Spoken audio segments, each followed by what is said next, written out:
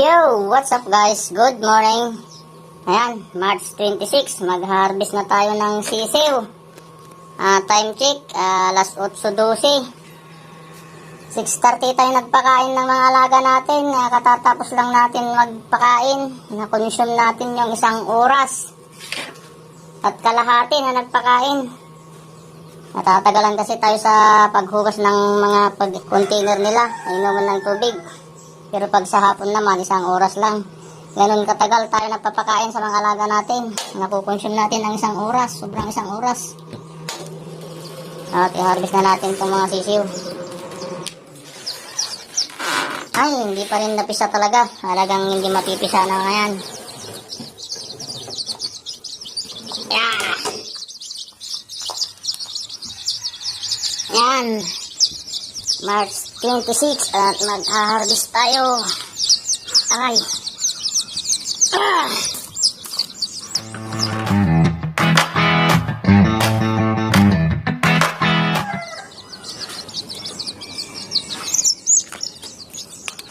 BPR Astrolog. May naipit na yung paa mo, George.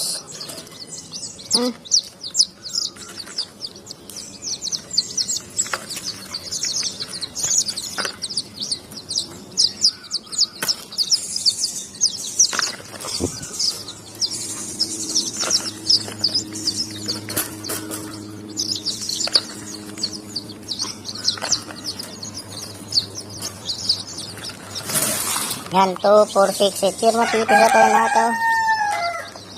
Hindi nakalabas. Ayun, buhay pa yun. Hindi pa yun. Ayun. Ayun, hindi na ito nakalabas. Ay, buhay pa. Pwede pa. Operahan na natin mamaya. Yan. Naka-harvest na naman tayo. Nalagay na natin sila sa brooding pen.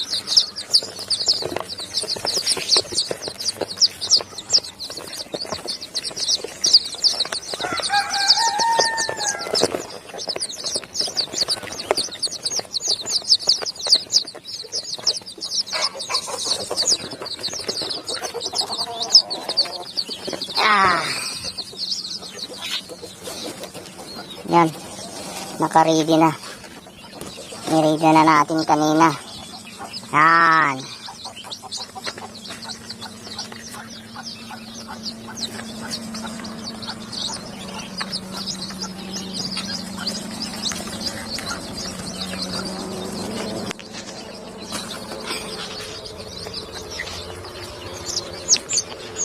Oh, bagong bahay nyo.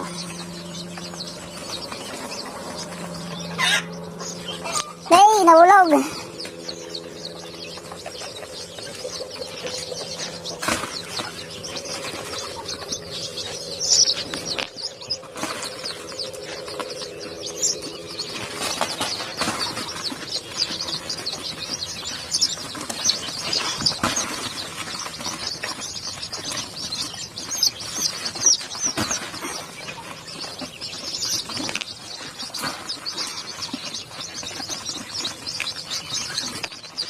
Yan. Oh, may bago na naman tayong aalagaan. At bukas siguro magsasalang na naman tayo. May mga naipon na naman tayong itlog doon.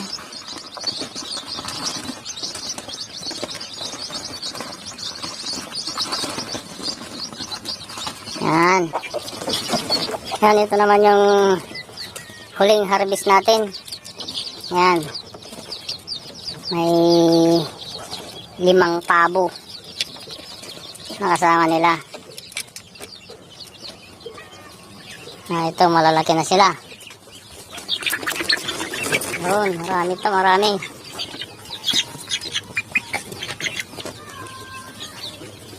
Hindi makita.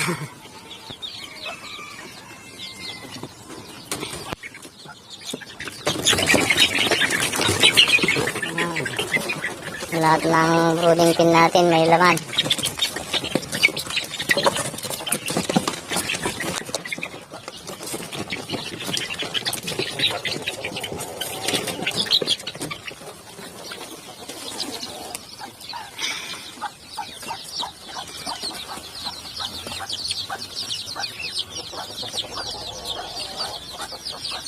Yan guys, at uoperahan natin yung hindi napisa. Hindi nakalabas na sisi, uoperahan natin. Yan. Tinulungan na natin sila na makalabas. Inoperahan na natin yung itlog para makalabas sila. Meron pang 4, sayang. Bali 5 na lang yung ginapisa. Yan, inoperahan natin kanina. Ibalik natin sila sa incubator para lumakas pa sila. Bago natin sila i-harvest ulit, idadagdag natin doon.